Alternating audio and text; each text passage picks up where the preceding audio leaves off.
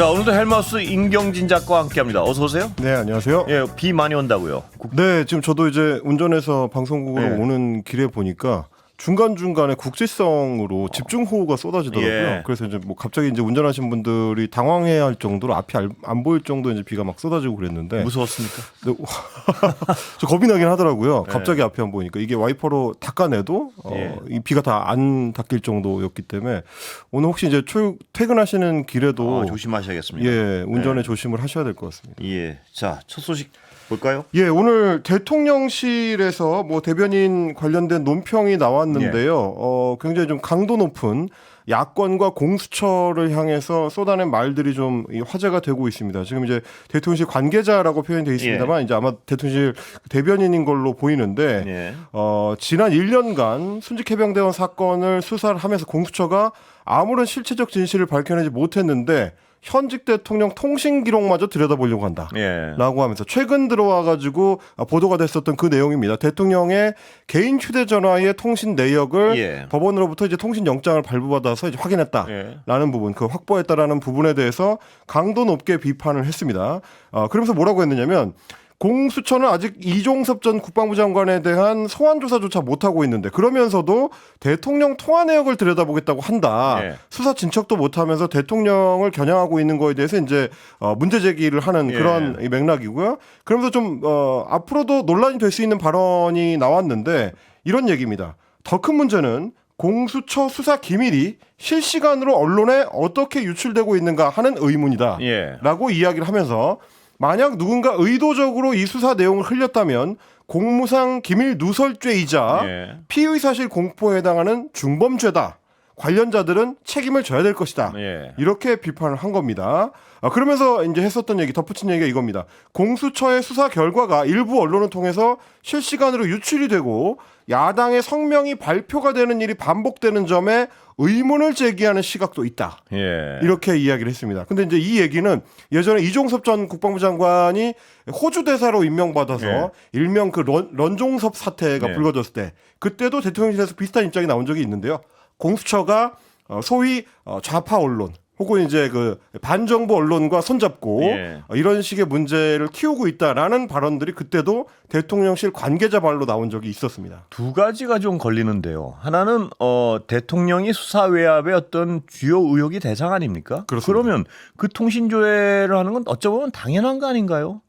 그 당연한 어떤 수사 과정을 가지고 대통령실이 공식적으로 하면 수사 외압으로 느끼지 않을까요? 이거 역시 예. 어떻게 보면 공식적 수사 외압처럼 예. 보일 수도 있는 거죠. 이건 대통령실의 대변인을 비롯한 이제 고위 관계자들이 직접 나와서 공수처라는 그렇습니다. 기관을 겨냥해가지고 수사가 잘못되고 있고 제대로 진척이 안 되고 있고 이런 식의 수사는 문제가 있다. 이렇게 이제 직접적으로 언급을 하는 예. 거기 때문에 더군다나 대통령과 연관된 의혹이 가장 강한 의혹 중에 하나고요. 그렇습니다. 지금 뭐 말씀하신 것처럼 대통령실의 이제 특정 전화번호 예. 02-800-7070번이라든지 혹은 대통령의 개인 휴대전화가 그 사건이 벌어졌던 수사 외압 사건 전후한 맥락에서 직접적으로 사용됐다라는 건 이미 이제 그 알려진 내용이기 그렇다면 때문에 그 번호 대통령이 어떤 통신 조회라는 것이 그 의혹의 실체적 진실을 밝히는데 가장 중요한 어떤 수사 과정 중에 하나 아닙니까? 그렇습니다. 근데 뭐- 그 수사 과정 자체를 직설적으로 비판해도 되는 걸까 싶은 생각이 있는데. 외압의 최상위 단계에 예. 만약에 대통령이 있다면 그리고 이제 공수처가 그걸 의심하고 있다면 그건 당연히 해야 되는 수사 과정에 포함이 예. 되는 거고요. 말씀하셨던 것처럼 만약에 그 내용이 불필요하다라고 법원이 판단을 했다면 통신영장을 안 내줬겠죠. 예, 그런데도 그렇습니다. 불구하고 공수처가 필요하다고 생각했기 때문에 4번에 걸쳐서 통신영장을 이제 계속해서 요청을 했었고 그리고 결국 이제 받아낸 거 아니겠습니까? 예. 뭐 그런 과정들을 봤을 때 누구보다도 수사 과정이 어떤 식으로 진행되는 건지 잘 알고 있을 예. 검찰총장 출신의 검사 생활만 20년을 넘게 한 윤석열 대통령과 그 행정부의 일원들이 이런 식의 발언을 한다. 그게 국민들한테 과연 이제 어떤 식으로 비춰 보일지 그걸 좀 고민하지 않을 수가 없습니다. 지금 그 누구보다 검찰을 잘 안다는 말씀을 하셨는데 네. 피의 사실 공포와 관련해서 네네네. 옛날 뭐 지금도 비슷하다는 의혹을 많이 받고 있고요. 특수검사들이 제일 잘하는 게 그 검찰 관계자라는 익명 뒤에 숨어가지고 예. 확인된 사실이건 확인 안 된 사실이건 흘려가지고 여론을 조성하고 그렇습니다. 이게 특수부 수사의 어떤 대표적인 기법 중에 하나로 여겨져 의심받던 때도 있었고 지금도 그렇고요. 그렇죠. 예. 이게 이제 만약 대통령실 관계자의 어떤 공식 의견이라 그러면 아마 야당에서는 당연히 그런 질문을 할 겁니다. 그러면 예를 들면 민주당 의원들이 연루가 됐었던 돈봉투 의혹 사건이라든지 혹은 뭐 당장 뭐 이재명 대표와 관련된 여러 수사 상황들에 대해서 굉장히 좀 상세하게 보수 언론들을 통해서 소개가 되어 거의 왔었는데 중계 방송하듯이 흘러나오지 않았습니까? 그렇습니다. 굉장히 예. 많은 기사가 이제 나왔었고요. 최근 예. 들어서도 뭐 그런 기사들은 계속해서 이어져 왔습니다. 그러면 이제 그 경우에는 피의 사실 공표냐 아니냐. 그때도 역시 마찬가지로 수사 담당자들이 책임을 져야 되는 것이냐 아니냐. 예. 그럼 그때 책임져야 되는 수사 당사자들은 검찰총장을 포함하고 있는 것이냐 아니냐. 이런 질문을 야권에서는 당연히 할 수밖에 없을 거고요. 그러면 결국 그게 선택적으로 대통령이나 그렇습니다. 혹은 대통령실한테 불리한 얘기가 나오면 피의사실 공표죄가 되고 예.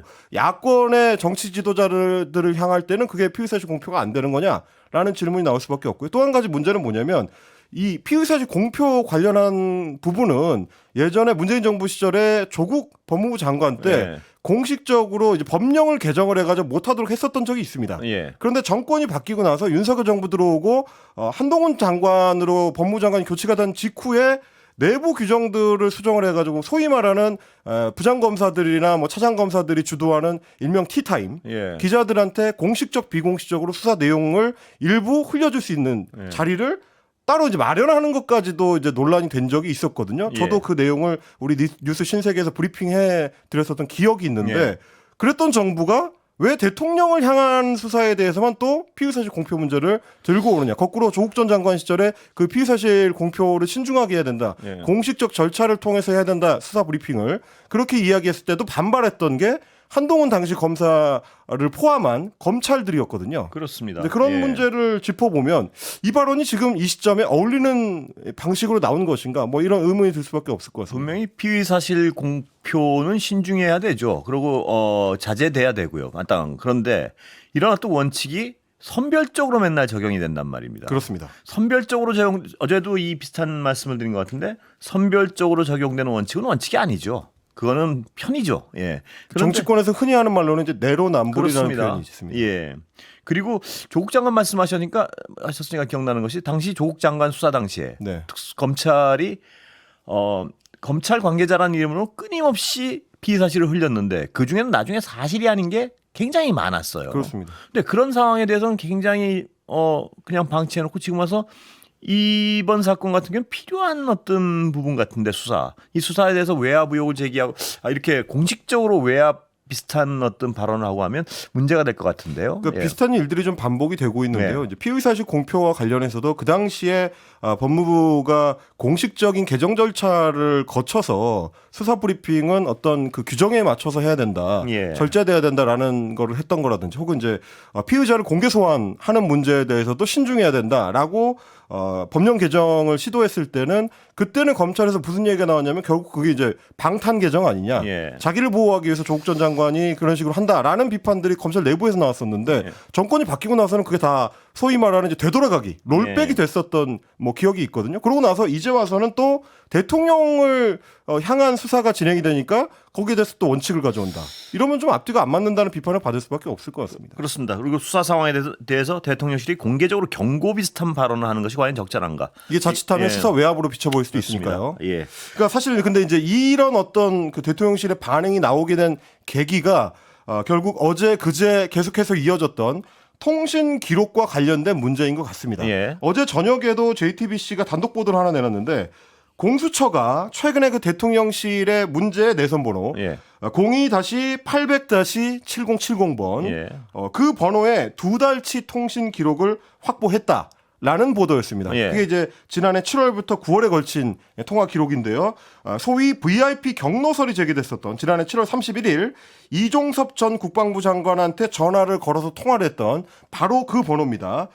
그리고 지금 이제 확인된 바에 따르면 가입자 명의는 대통령실 경호처로 명기가 돼 있긴 한데 실제로 사용을 누가 했느냐. 그게 굉장히 중요한 부분이죠. 그 번호의 예. 담당자가 누구냐를 둘러싸고 결국 수사가 어느 방향으로 가야 될지가 이제 결정되게 될 텐데 지금 야권이나 혹은 공수처에서 의혹을 갖고 있는 거는 이 번호를 대통령이 직접 사용했거나 예. 혹은 뭐 심지어는 이제 김건희 여사가 사용한 거 아니냐라는 의혹도 있고요. 예. 그리고 통화의 어떤 목록을 봤을 때는 김용현 전 경호처장, 지금 이제 국방부 장관 후보자 예. 같은 사람들이 군 실세들이 직접 사용해서 일종의 로비 창구로 이제 활용했던 거 아니냐라는 의혹들이 제기가 되고 있는 와중이기 때문에 그래서 공수처가 이 전화번호가 누구랑 언제 어떤 식으로 통화를 했었는지를 확인해야 된다고 이제 판단한 것 같고요. 예. 그래서 통신영장을 법원으로부터 발부를 받아서 지난해 7월 중순부터 9월 중순까지의 통신 기록을 확보했다라는 얘기입니다. 이미 이 부분에 대해서 이제 뭐 말씀드렸다시피 이종섭 당시 국방부 장관하고 800-7070번의 주인이 예. 168초 동안 통화를 한 게 확인이 됐었고요. 그 외에도 조태용 국방안보실장이라든지 주진우 법률비서관이라든지 이 최상병 사건 관련된 수사 외압 의혹에서 핵심적인 역할을 했거나 의심을 받고 있는 인물들이 통신 목록에 쭉 들어 있었습니다. 그 예. 부분을 아마 확인해야 된다고 지금 공수처는 파악을 한 것 같고요. 예. 또 한 가지 좀 추가로 보도된 게 전 현직 대통령실 관계자들 10명 정도 역시 마찬가지로 통신 기록을 확보했다라는 예. 게 이제 공수처발 보도입니다. 이거는 그동안 직접적으로 언급이 되었었던 당시 국방부 장관이나 국방부 차관, 국방비서관, 뭐 해병대 사령관 이런 인물들뿐만이 아니고 예. 추가로 대통령에다가 그 외에도 대통령실의 비서진들, 참모진들 역시 개입됐을 가능성을 염두에 두고 법원에 통신영장을 이제 청구를 했을 거고요. 그게 역시 법원에서 받아들여진 그런 상황이라고 볼 수 있겠습니다. 예. 그나저나 그만큼 예. 수사의 범위가 상당히 확대되고 그리고 상당히 좀 조밀해지다 보니까 대통령실에서도 결국 이제 부담을 느끼고 관계자발 발언을 직접적으로 내놓기 시작한 거 아닌가 뭐 이런 생각을 하게 되는 겁니다. 예. 공수처 수사 결과가 빨리 나와야 될 것 같습니다. 예. 그 부분에 대해서는 이제 오늘 대통령실에서도 강조를 했습니다. 이렇게 이제 시간을 끌 게 아니라 결과를 내놔야 된다는 건데요. 오늘 이제 이 시간을 계속 끄는 것만이 해결책이 아니기 때문에 결과를 공수처에서 좀 빨리 내놔야 된다. 뭐 이렇게 좀 이야기를 했습니다. 예. 자, 다음 얘기 좀 알아볼까요? 광복회장을 에 대해서 일본 극우의 기쁨조다 이런 말이 나와가지고 논란이 되고 있는 것 같은데 오늘 예. 오후에 사실 가장 좀 눈길을 끈 기사였습니다. 김영석 독립기념관장의 인사를 둘러싸고 지금 이제 이종찬 광복회장이 연일 강력한 문제 제기를 이어가고 있는데요. 여당 내부에서 지금 말씀하신 것처럼 기쁨조라는 극단적인 표현까지 등장을 했습니다. 뉴라이트 단체였던 자유주의 연대의 대표를 지냈고요.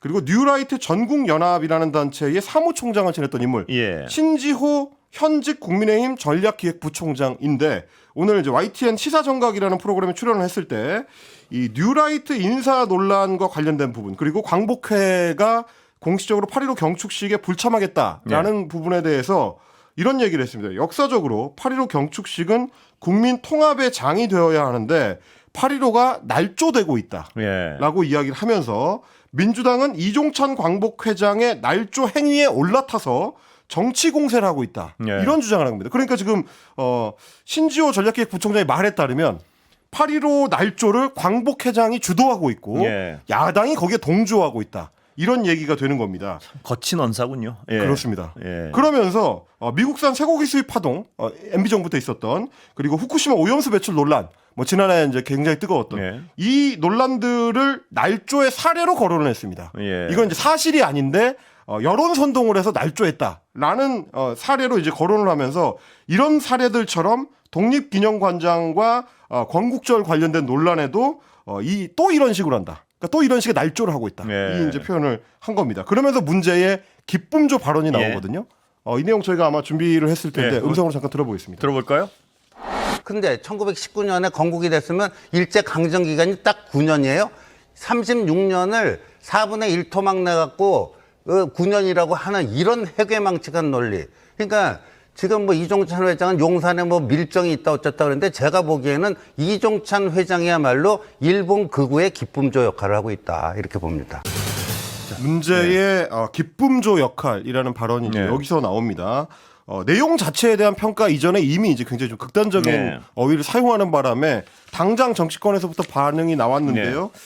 개혁신당의 이준석 의원 같은 경우는 당초에는 이 독립기념관장의 임명에는 반대하면서도 8.15 경축식에는 개혁신당 인원들이 이제 참여를 할 것이다라고 천명을 했었는데 오늘 페이스북에 글을 올렸습니다.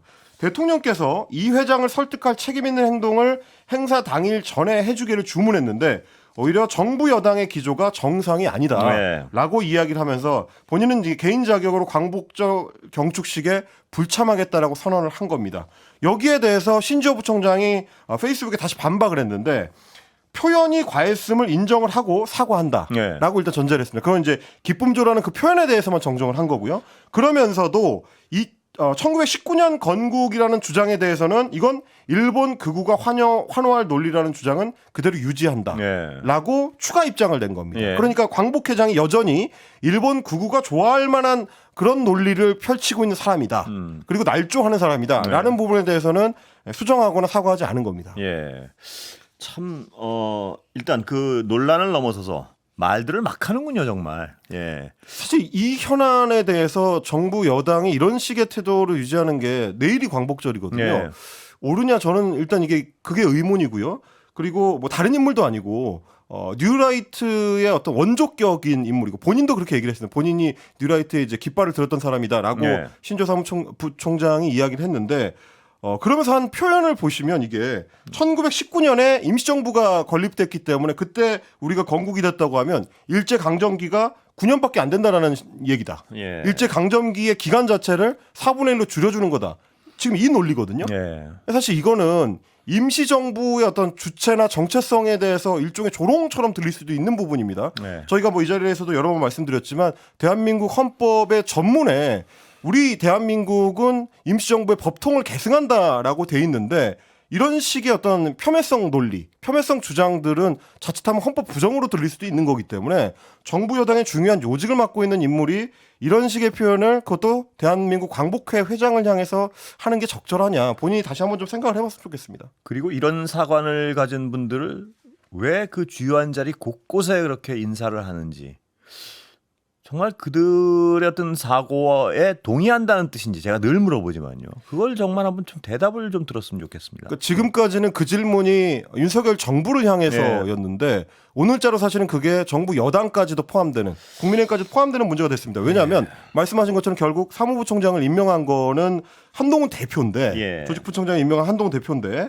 한동훈 대표의 그 최측근으로도 꼽히는 이 신부총장이 오늘 뭐라고 했냐면 한동훈 대표를 거론했습니다. 한동훈 대표가 어제 그런 얘기를 했다. 인사 문제에 대한 찬반 의견은 피력할 수 있겠지만 그걸 가지고 광복절 경축식에 불참을 한다? 이건 명분이 될 수 없다. 부적절한 행위다라고 이야기를 했다. 이렇게 강조를 했거든요. 그렇다라는 얘기는 신지호 부총장이 봤을 때는 한동훈 대표도 지금 이종찬 회장의 광복회장의 행보에 대해서 문제의식을 갖고 있고 지금 주장하는 독립기념관장 인사에 대한 불만 이거는 명분이 될 수 없다라고 이야기한다는 거잖아요. 그러면 어느 쪽에 동조하고 있느냐? 신지호 부총장의 주장에 동조하는 걸로 들릴 수 있는. 지금 신지호 부총장의 주장에 따르면 그렇습니다. 이 부분에 대해서는 이렇게 되면 기자들도 한동훈 대표한테 입장을 물어볼 수밖에 없는 거고요. 조금 더 명확한 입장이 나와줘야 된다. 그동안에는 절차상 인사에 있어서 절차상의 문제는 없다라는 게 국민의힘의 이 대체적인 어떤 분위기였는데 지금부터는 이거를 이제 그 정도의 이야기로 피해가기가 쉽지 않을 것 같다. 왜냐하면 당의 어떤 주요 직책에 있는 사람이 이런 말을 했으니까요. 그렇습니다. 신지호 부총장만 그 얘기를 한 게 아니고 오늘 당내 친한계 중에 이제 대표 인사를 꼽히는 장동혁 최고위원도 SBS 라디오에 나와가지고 이렇게 얘기했습니다. 드러난 팩트만으로 과연 국민들이 이분 그러니까 이제 독립기념관장에 대해서 정말 안 되겠다. 인사 검증에 있어서 심각한 흠결이 있었다라고 보고 있는지는 저는 아직은 좀 세모, 물음표다. 이렇게 얘기했습니다. 그러니까 장동혁 최고위원이 봤을 때는 김영석 독립기념관장에 대한 임명은 아직까지는 문제가 없는 걸로 보인다라는 거기 때문에 얘기가 되죠. 논리적으로는 여당의 최고위원, 여당의 부총장, 조직부총장 그리고 전원에 따르면 한동훈 대표도 이 인사는 문제가 없다는 걸로 지금 본다는 게 되는 거기 때문에 제가 봤을 때는 한동훈 대표가 이 시점쯤에는 좀 더 명확한 어떤 입장을 밝혀야 될 것 같다 이렇게 보입니다. 그러니까 아까랑 비슷한 얘기인데요. 김영석 관장의 역사관에 대해서 동의하느냐는 질문으로 직결되는 부분이에요. 그렇습니다. 거기에 대한 대답을 좀 해줘야 될 것 같아요. 네, 그렇습니다. 지금 뭐 많은 언론들이 김영석 관장의 이제 이전 저서들이라든지 혹은 이제 했었던 발언들이라든지 강연 내용이라든지 이런 것들을 이제 발굴해서 매일 새로운 내용을 보도를 하고 있기 때문에 각각 개별 사안에 대해서도 집권여당 대표가 조금 더 명확한 입장을 밝힐 필요는 있을 것 같습니다. 잠시 광고 듣고 이어가겠습니다. 자, 국회에서 말입니다. 오늘 네. 전현희 민주당 의원의 발언 때문에 여야가 크게 부딪혔죠. 네, 오늘 강렬한 발언들을 좀 많이 소개를 해드리게 예. 되는데 국회 법사위에서 헌정사상 처음으로 검사의 탄핵소추 관련돼서 예. 조사 청문회가 열렸습니다. 그런데 여야 의원들의 이제 고성, 삿대질 이런 네. 것들이 청문회장을 순식간에 아수라장으로 만들어버렸는데 일단 전현희 의원이 의사 진행을 하면서 예. 김건희 여사의 명품백 가방 수수 사건 의혹을 담당했다가 네. 이 극단적 선택을 했었던 김암묵의 권익위 국장의 예. 그 사망 관련된 이야기를 꺼냈습니다. 그러면서 권익위 수뇌부가 김건희 윤석열 부부를 비호해서 유능하고 강직한 공직자 한 명이 억울하게 희생된 것이다. 예. 라고 발언을 했더니 국민의힘 의원들이 강하게 반발한 겁니다. 네. 전현희 의원이 뭐라고 했냐면 김건희가 살인자다. 아, 예. 김건희 윤석열을 죽였다. 예. 라는 식의 이제 표현을 쓴 거죠. 그랬더니 송석준 국민의힘 의원이 나서서 이게 지금 정상적인 발언이냐. 예. 그러면서 전현희 의원이 먼저 반성을 해야 된다. 예. 전 의원이 이제 그 직전에 권익위원장 자리를 지키고 있었지 않냐. 예. 그분 그러니까 돌아가신 분이 얼마나 많은 고생을 했느냐. 본인은 그분의 죽음에 죄가 없느냐 그런 말을 할 자격이 있느냐라고 이제 전현희 의원을 이제 공격을 한 겁니다. 그랬더니 또 이제 민주당 의원들이 거기에 반발을 해서 장경태 의원, 서영교 의원 등등이 김건희 명품백 때문에 사람이 죽었는데 그런 말이 나오냐? 예. 김건희 그렇게 보호해서 되겠냐? 창피한 줄을 모른다. 예. 이렇게 서로 이 공방이 오가는 그런 장면이 좀 연출이 됐습니다. 그리고 이제 정청래 법사위원장이 예. 이제 분위기 진정이 안 되니까 정회를 선언을 했다가 예. 다시 이제 소집을 했는데 이후에 전현희 의원하고 정 위원장에 대해서 정청래 위원장에 대해서 전현희 의원하고 이제 정청래 위원장이 예. 송석준 의원한테 이제 사과 요구를 했지만 송석준 의원은 이걸 이제 거부를 했고요. 예. 국민의힘 법사위원들은 별도의 기자회견을 열었습니다. 전현희 의원은 권익위원장 시절에 상습 지각 등으로 감사원 감사를 받는 등 오히려 조직에 부담을 줬던 장본인이고 지난 8월 1일 특검을 통해서 권익위를 수사하라고 압박하는 법안을 발의했던 예. 사람이다.